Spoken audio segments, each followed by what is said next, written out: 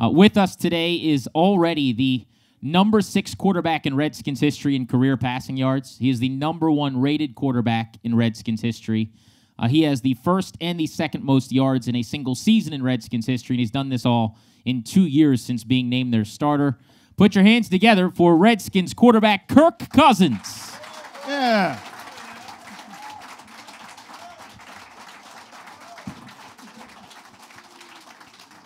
I didn't know all those stats. Those are news to me. Well, it's hard to keep up with them. You keep stockpiling It's always them. evolving. Can I quickly do this? Happy birthday. Thank you. Happy birthday, Kirk Yeah, Cousins. 29 years old. So you have the birthday yesterday on a game day. Good or bad thing? Well, you know, when you look at how did I spend my birthday, I slept in a hotel room at National Harbor and went to a walkthrough, and then I sat around in my hotel room all afternoon, and then got on a bus, played in a game, watched the second half, and then got home at about midnight and went to bed. So not the most, fun, if you will. I mean, I had fun playing football, but it was pretty uneventful, and, I'm not really spending it with family, but it was good. We had a fun time, and the Redskins are my family, so. Let's talk about the game. You guys played all of 6 plays against Baltimore. You told us on the show last week you'd play a lot more, and you did. Did you expect to play the full first half, or was that because you guys were struggling and Jay just kept trotting you out there to get something going? I think it's a pretty fluid situation in the preseason. I've always said the better you play, the earlier you're pulled, because you want to get that rhythm and feel like you gain some confidence. And if you do that early, there's no need to keep trotting you out there. If you feel like you're not getting that rhythm and you need to get something going, then you keep going back out. And so in a perfect world, we may have played less last night, but I actually think the pass I threw to Vernon in the red zone that got broken up, that was a little short, had we hit that, we may not play much longer. And so I think it was maybe a blessing in disguise that we didn't hit that, because then I got to play the whole first half. I did feel like we got in a rhythm and gained some confidence, and we're able to get a better feel for the real thing. So that was a good thing. How much is it, we want to make sure we establish a rhythm, establish who we are versus that balance of, hey, let's get off the field here. You know what I mean? Like, yeah. You obviously want to perform well so you can get off, but you also need the work. What's the balance there? Yeah, that's why the preseason games are tough, because you don't have a full 4 quarters of work to put together a good game. If you don't start fast, you have a bad game, because you're only playing for a few series. And we didn't start as fast as we wanted to last night, and so it didn't feel as good as we would have liked. Getting that 2-minute drive at the end helped, but we know we need to be better. We would like to think that this next Sunday, if we can get going, have a good outing, hopefully play into the third quarter, that we'll be feeling pretty good. But the biggest thing I noticed was I haven't played in a real football game since late last year, I think January 1st, and so in practice I get a false sense of reality of the pass rush, being that I wear a jersey where they can't hit me, and so if I get sacked, it's just someone comes by and taps me. But in a real game, they're coming, and a strip sack is a real thing. And so, I felt like my clock was going off a little quickly last night, and I needed to just settle in and relax. And I felt like I did that in the second quarter, and that was good to have. But certainly next week on Sunday is something I'm going to look to do, is to feel a little more comfortable back there and get used to that real football. Redskins quarterback Kirk Cousins here with Grant and Danny. DC Lottery Live in front of a live audience of Redskins fans kind enough to come out and hang out with us today. You get a chance last night to improve on Baltimore, and you ultimately do. But most of the production comes after their starters go off the field, which is nothing you guys can help. Sure. So how do you, after the fact, make sense of, okay, against starters we struggled. We got it going, but against backups. And then also you have fans today that will wake up and go, I don't feel great about how the offense looks. Do you guys feel that, or because you're at practices, do you say this is just a small sample size? Like, how do you try to parse all that up? Yeah, I think each play is its own reason that it wasn't productive. I look at a couple a third down incompletion to Jamison Crowder early in the game. I just simply misread the coverage, and that can go back to not having a lot of preparation, not getting a good feel for them. It's early in the game. They played that coverage several more times throughout the first half and had a much better feel as the game went on. So that was an incompletion simply because of a poor read of a coverage. Another one was a pass to Vernon Davis, should have been a touchdown. I felt like he beat the guy in man coverage, but the ball was left a little short. We didn't connect on it, and then we're having to kick a field goal. Another play to Jamison Crowder on a play-action pass. There's a great pocket I had all day. He's wide open, and the ball's thrown just a foot or two out of reach, and that's a play that we've been hitting in practice in our sleep. And so, again, some of that is, I don't know if you want to call it, nerves or early season, just trying to get the rust off, get back at it. But some of those plays are there to be made. Everybody's doing their job. It's just we're not executing the way we need to finish the play and complete the play to really be feeling good. So as a result, you don't hit those, then it's 3rd and long, and then you're putting yourself behind the 8 ball. So those plays kind of compound each other, and we have to eliminate those if we want to be as successful as we hope to be. Later on in the game, Samaje had some running room and was Maurice Jones-Drew like knocking people around in the second half. But early on, I feel like you guys didn't get the run going the way you wanted to. From your vantage point, what did you see? I think it was 10 carries, 12 yards for you guys early on. What are you seeing? Well, I haven't watched the film yet, and I don't have a great vantage point because I hand the ball off and then try to carry out a fake. So I'm not watching too much. And I turn around and say, really? We didn't gain anything? Come on. So it was tough last night. I think we only had about 10 yards rushing in the first half, and obviously that's not going to get it done in the National Football League. But I like our backs. I think Rob Kelly and Samaje and Chris Thompson and the guys we have are going to do a really good job for us this year from a talent standpoint. Our offensive line we feel really good about. So I'd like to think that their pieces are there. Obviously, we love Bill Callahan as an offensive line coach, and we like the scheme. So it's a little puzzling as to why it wasn't more productive because you look at the different pieces and you feel like they're in place. But obviously, one guy gets beat in his gap, or they defeat a block and the play's dead. We've got to find a way to be in sync enough where there is a hole and we can be consistently gaining yards, because that certainly makes my life easier when we're running the ball well. I think you'd probably hate playing for me as a play caller, Grant McVay. I would never run again on first down in the history of the Redskins. I would never run again on first down. There's nothing worse than 2nd and 12, so that would never happen again. I don't know if you want to play for me or not, but that's the rule if you want to play for me. You know what? As long as we can have a high completion percentage and get in 2nd and manageable, that wouldn't be a bad idea. But right, good. Yeah. We've got an opportunity to take questions from you guys today. Where's the crowd mic at, actually? Who's got that? Right there.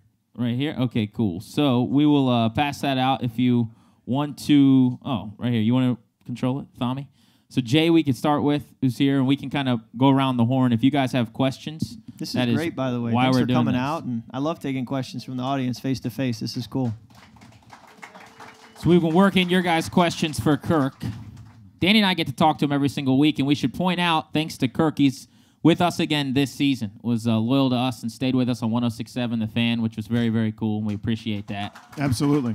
I think it's been a great thing the last couple of years. I've really enjoyed being able to debrief, after the game each week. I think it's a healthy thing for me to kind of talk through, good or bad, what happened, and kind of allow you guys to vent a little bit and express, what you felt. And I think it's a good way to stay connected to the fan base, which ultimately is what this is all about.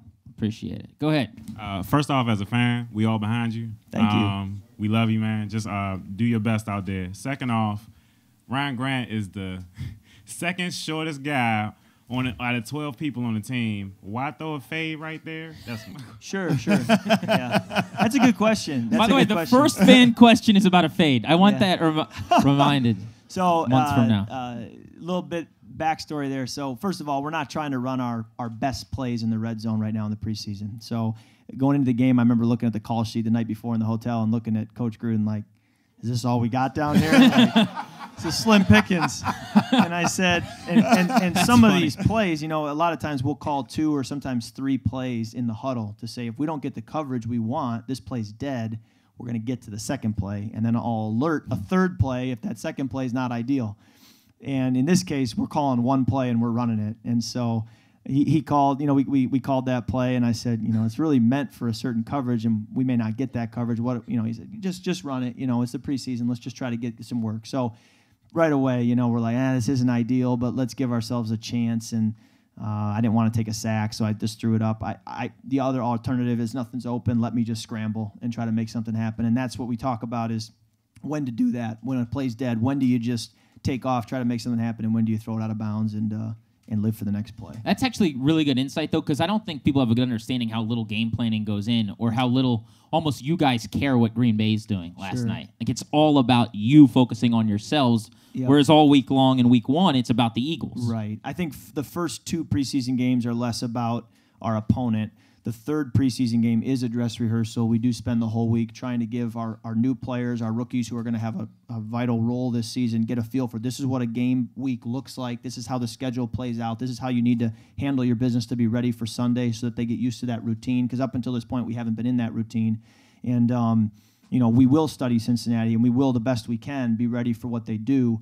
But at the same time, our playbook will still be limited, and we're not trying to give away everything, in week 3 of the preseason. Let's go into that red zone, because last year, if you guys were, I would say, as good as you were in 2015 or league average, you'd have been a top 5 scoring offense in the league. Correct. We talked about it every week, and I'm sure you were sick of our questions about it. But at this point now, how do you feel about some of the red zone stuff with the bigger receivers and the design and everything else? Give me sort of a confidence level and where you guys are at. I think we saw it again last night that everything happens faster in the red zone. It's so much tighter. Vernon wins versus man coverage. He's open. The ball is left. I don't know. I haven't seen the film, but I'm guessing it was left 6 inches, a foot short. As a result, the DB gets his hand in and breaks up the pass. It's a good throw. It's not a great throw, and 6 inches is the difference. And, as a quarterback, you're like, man, I wish I didn't have to throw it 6 inches more perfectly to be able to complete it. But at the same time, that's the way it is in the red zone. So that's the challenge. Is there's just such small room for error. And then when we did score, Jameson found a seam. He sat in the front, end zone, and for whatever reason, the coverage was softer, and we were able to bang it on him. But a lot of times they drop those guys, and everybody's covered, and it is a tight area to work. So we've got to get better. It helps to run the ball down there. Again, if you can run the ball, you're more efficient. You don't have to go against these drop 8 coverages. We kept trying to want to work Josh Doxson on some individual routes down there, but they kept doubling him and bringing a safety over the top, and so we weren't able to. Let's get another fan question. Just tell us your name, where you drove in from. Matt from Stafford. Matty in Stafford. Before I get to my question, Thom, may I touch Scott's jacket? That's the jacket. That's By the the way, jacket. that's Scott McLuhan's jacket. I think that's awesome. Scott's jacket's here, everybody. Scott's jacket. Scott's jacket. I'm here with my lovely wife, Katie, and my son, Marshall. We're a Big Ten family, and Big Ten Nation's always rooting for you, Kirk. Awesome. Thank you. For all the current NFL quarterbacks that are active right now, who do you most communicate with? Good question. Interesting. Yeah. What I think is funny is that I am a peer now of these NFL quarterbacks, I guess you can say. But so many of them I grew up watching, okay? I mean, I was in middle school when Tom Brady won his first Super Bowl. I was a 7th grader. I remember in 5th or 6th grade watching Drew Brees take Purdue to a Rose Bowl, watching him as a fan, as a 5th or 6th grader. So now I'm supposed to go out in the field and find ways to play better than them and beat them when, 15 years ago, I was just a kid on the couch watching them as a fan, doing the same thing they're doing right now. So it's a weird thing to say I'm a peer of theirs because I don't feel that way.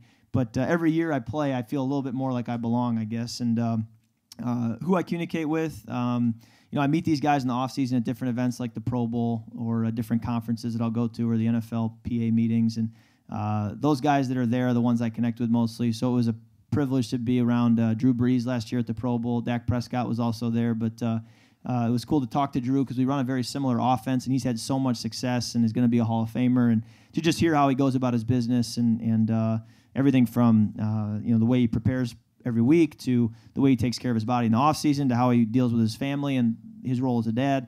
Really, really cool to get to talk to him. And even having Aaron Rodgers come over and say hello yesterday in warm-ups is fun to talk to a guy like that. So, I do feel like I'm living a dream when I get to talk to those guys. Who's your number 1 QB in the league right now? That's a great question. I think it's really – I'm probably forgetting somebody, but I think it's 2 guys. You got Tom Brady, who just the body of work speaks for itself. And then what Aaron Rodgers does is so unique to Aaron. Nobody else seems to have that arm strength, that quick release, the quick twitch with his feet, and the ability to make plays off schedule. And I think that separates him in his own category. And I see those 2 guys as being at the top of the game. And, a guy like Drew Brees or Phillip Rivers or the list goes on and on, they aren't far behind. You talked about sort of you kind of pinch yourself. You wake up, you're 29, and you're a peer of these guys. You are. You're in the league. You put up numbers. You've done some things. How comfortable are you now, I guess is what I would say, sort of taking on that leadership role as somebody, because Grant and I both obsessed over this. Years ago, there was a Hard Knocks where Matt Ryan interrupts a receivers meeting, stops and asks the assistant coach to change it on a different thing because he wanted to see something, and he corrected the receiver, and everyone was kind of like, "Thanks for stopping by, Matt. It was an honor to have you." That's the kind of, we just both swooned. You know what I'm talking about? We both swooned. We're like, "Oh my God, bring me this." Julio, throttle that down at 9. And everyone's like, yeah, it was great. It's Lord Ryan. He's spoken to us. It was amazing, right? Well said. So at this stage, is that something that probably year 1 as a starter, you may not be interrupting meetings, but what about now? Talk about that evolution. Yes, it is an evolution. It's a process, and I'm somewhere in the middle. 2 years ago, with star receivers and Pierre Garçon and Deshaun Jackson, who had Pierre's played in the Super Bowl. Deshaun has played with great players and played in playoff games, and he's years ahead of me. You're not going to walk in the meeting and they're not going to treat you like Lord Ryan, okay? It's not going to be that way. So you know that the way to handle that is to defer a little bit and ask questions and learn and gather information. That's the best way. And then there comes a time when you're talking to a rookie now, and it's okay. I'm the elder statesman, if you will, like it or not, and it's time to speak up. It's time to voice your opinion. Even with play calling, it's time to have more of a say. And so it's a process. I'm somewhere in the middle, and I think it'll be an interesting storyline this season to see where we end up. How much control do I have? How much do I want? And where are we most efficient when I'm really voicing into guys or just kind of letting it happen? The only quarterback in the 2000s for the Redskins to lead the team to consecutive winning seasons, Kirk Cousins, here on Grant and Danny. Let's get another question from the audience. Tom's with Scott's jacket has passed out the mic. Hey, what's up, guys? How you doing? Alan from Landover. On a night like last night where FedEx Field looked like Lambeau East and you heard all the "Go Pack Go" roaring from the crowd, as players, are you cognizant of all the things that have happened to lead to that point, or are you looking at it like, oh, these fans are terrible? Because, I mean, you might not have been through the 20 years of lack of playoff success, right? Or it might not be your fault that everybody hates the owner and the team president, but we like fired the best general manager that we've had in forever. So like all these things add up to what happens, but because like certain guys like Sewell Cravens and Bashad Breeland, like they sometimes attack fans on Twitter and they both block me. So like I just this is getting very personal, but I get the question. I can answer that. The question is, unblock me? as you're on the sideline and you hear "Go Pack Go," are you Sure. guys saying, "Man, this is not good"? Well, think about this. A couple of times when they started cheering "Go Pack Go," we had the momentum. We were rolling. I mean, one time we were at the 2-minute drill and we were driving down the field and we're like knocking on the door and we had just hit a couple of big plays. And because there was a stoppage, whether it was a timeout or whatever, it gives them a chance to start yelling "Go Pack Go." And I'm like, that's great. But like right now in the moment, they're not going. Like we're the ones going. So there's some level of they can do that all they want. At the end of the day, the product on the field is going to determine who's saying that at the end of the game.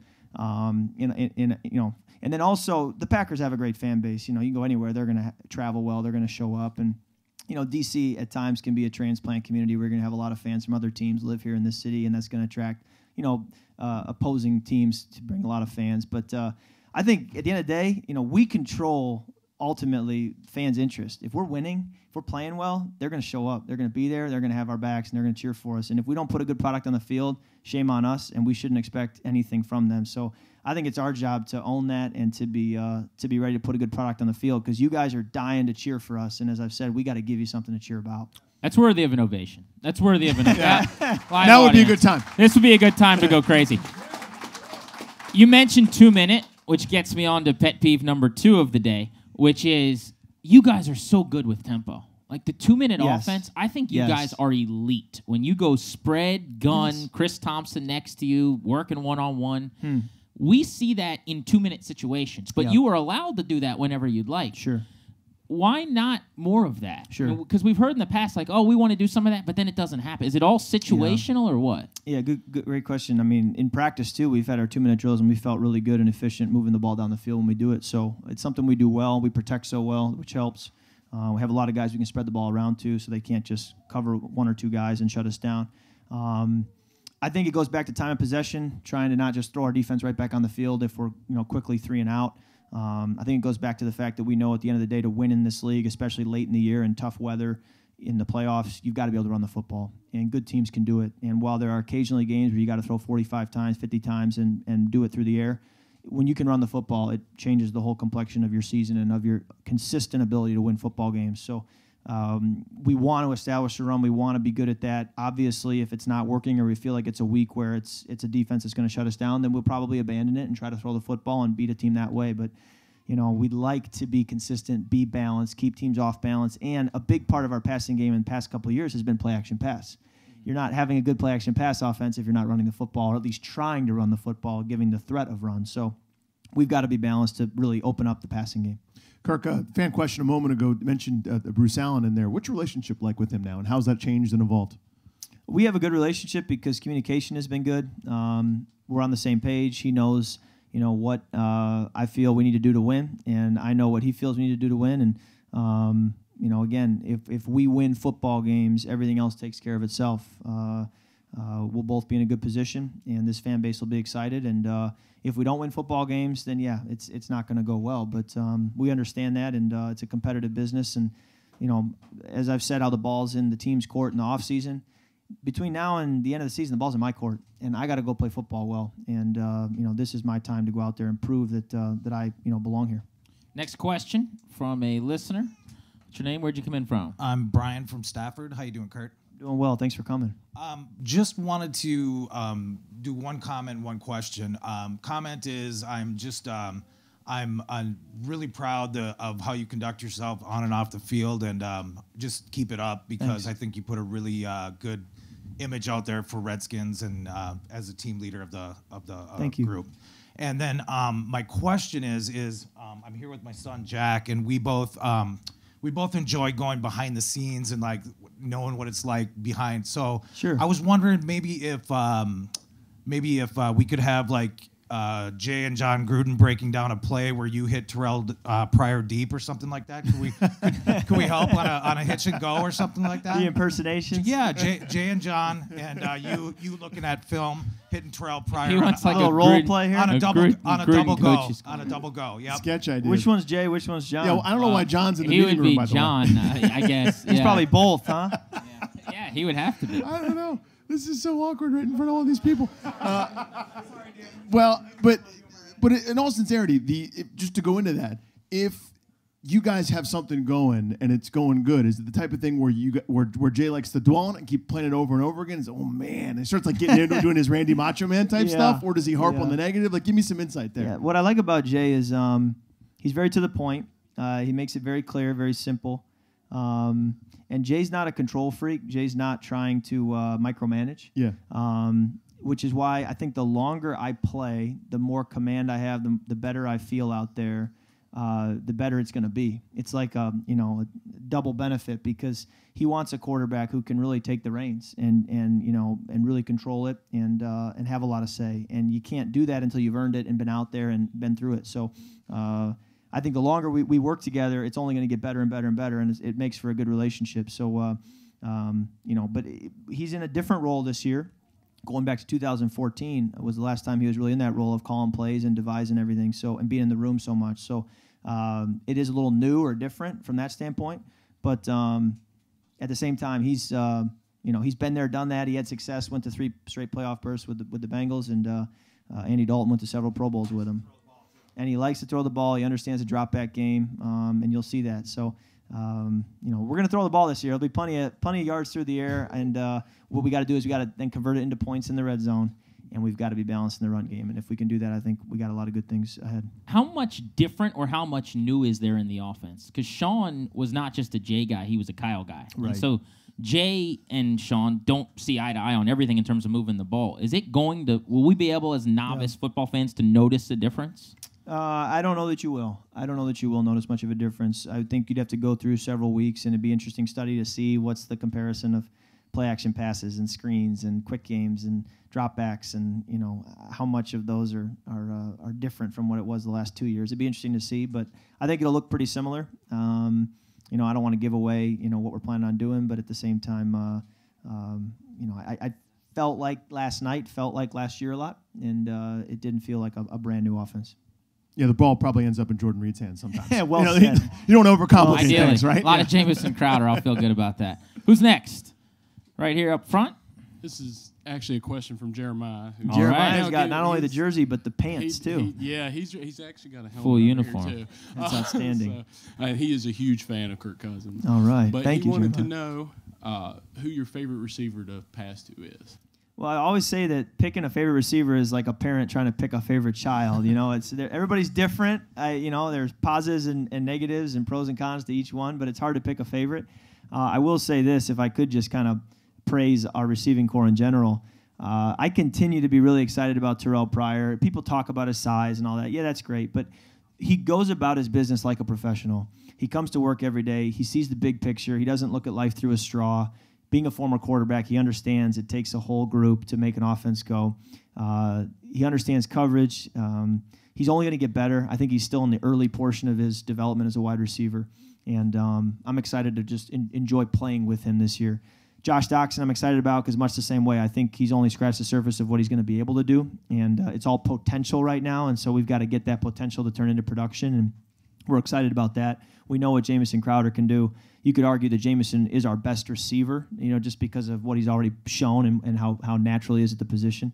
And then just really excited about our tight end core and the depth we have there. You saw the great catch Niles Paul made last night for a touchdown. People will forget about Niles because of the injuries, but he's a former wide receiver, so he can do some stuff for us in the pass game.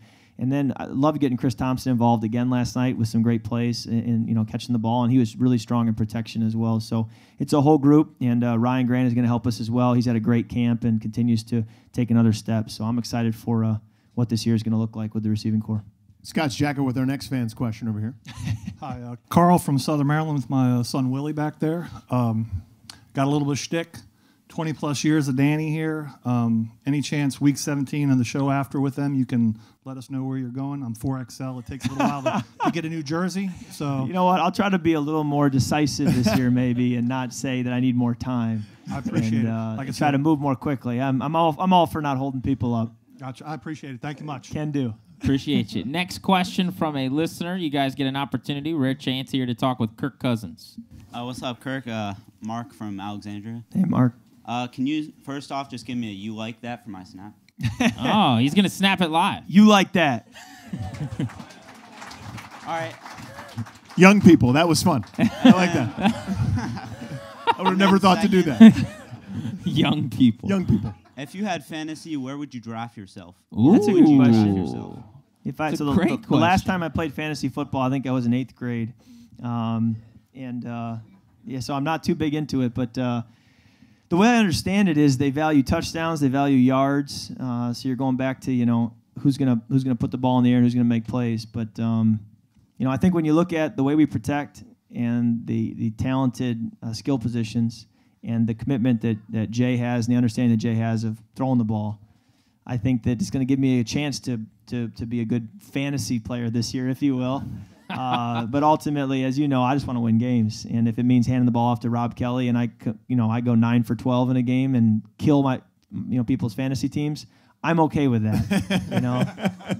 So I probably wouldn't be the first pick. That'd be a little conceited, but I would like to think I can help a fantasy team here this year. But like anything else, you got to find value, right? So try to find value and not over pick me either.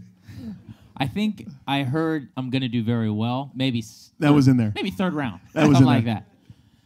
Who's next? Hey, you doing, Kirk? My name's Travis. We're from Alexandria. Hey, Travis. So I got a quick question here. I want to know what it's like with the headset when Jay's in your ear. The second a play ends, how soon is he in your ear talking about the next play? Yep. And I think you have until there's 15 seconds on the play clock, right? Yes. So can you give me like a play? I just want to know what it's like to be in your ear. Sure, great question. So I have a speaker on each side of my helmet, just below where the hole is by the ear. There's an orange circle that is a speaker that's wireless to Jay's headset, and he can talk to me, but at 15 seconds on the play clock, he can no longer talk to me. So if for some reason we didn't get the play in fast enough, like there have been times where there's deliberation among the coaches as to what to call, and it's like 18, 17, 16, and then I get the play call, and it'll be like, go trips right, and then and it cuts out. I'm like, all right, I got trips right, so now I got to figure out what do we want to go with here. And that's where we may call a timeout, or we may, just roll with it and say, we'll see what he calls. But usually it's getting in well ahead. And I love last night because I talk with it to the play callers. I say, look, I need time at the line of scrimmage to use my cadence to decipher what the defense is doing. And if you give me the play call with 20 seconds left and I'm calling it and then we're walking the line of scrimmage and I'm only able to use about 12 seconds of the play clock to assess the defense and send a motion, this is a problem. I need time.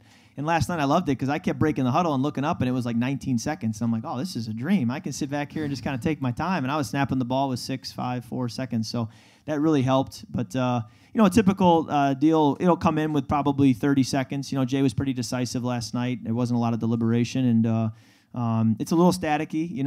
I used to put my hands up to my helmet to really be able to hear it more clearly. And the louder it is. Like if we hit a big play and it's really loud in there and Jay's trying to call the next play, I'm barely able to hear the play call.